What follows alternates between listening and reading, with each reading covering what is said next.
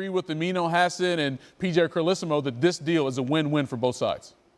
Well, I think it's a win-win, but I think that, it also depends on how you look at it as well. I mean, if you're the Boston Celtics, obviously Kyrie Irving, you get a good degree of core certainty because he's a championship point guard, a prolific scorer in this game. He's championship tested. You know what he brings to the table. Not only that, on top of it all, he's locked in for the next 2 years, plus a player option after that, which we all believe that he'll exercise to opt out of his contract. But if you're Boston, you don't have to think about paying him next summer like you were going to have to think about with Isaiah Thomas.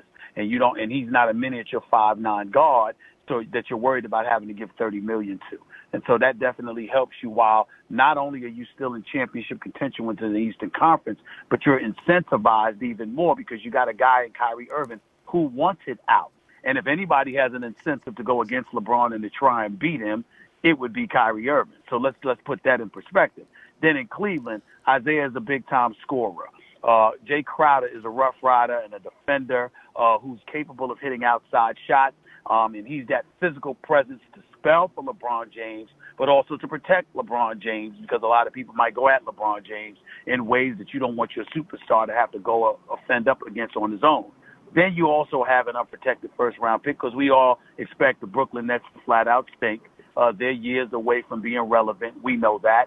And as a result, it's going to be a high pick on their part.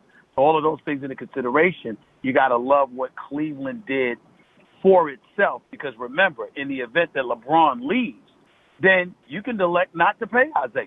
So you're getting Isaiah's numbers off the books. You're getting LeBron James' numbers off the books. You still got a high, an anticipated high first-round pick to rebuild and retool.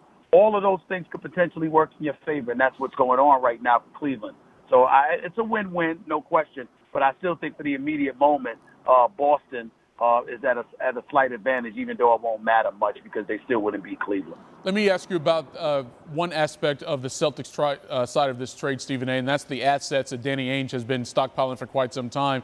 Cleveland wanted Jaylen Brown or Jason Tatum or that first-round draft pick. They got it. But we had heard that Danny Ainge had been reluctant to give up any of those three assets earlier, but now he got to the point that he gave it up. Your take on what he was trying to accomplish by stockpiling all of those assets, but then ultimately giving it up to get Kyrie Irving? Well, you give it up to get Kyrie Irving because you got a prolific scorer who's championship tested. You don't have just a guy that can play. You got a guy that's proven that he's earned some championship hardware, and you're not worried about how he's going to perform in the biggest moments imaginable. So that certainly helps. Outside of that, there have been times where we scratched our head and we wondered whether or not Danny Ainge was going to go for it. Danny Ainge could have finally been feeling the pressure that was mounting in the city of Boston, where he's done an absolutely outstanding job as an executive in terms of positioning the Boston Celtics to be in this place, but at the same time still reluctant and a bit hesitant to pull the trigger.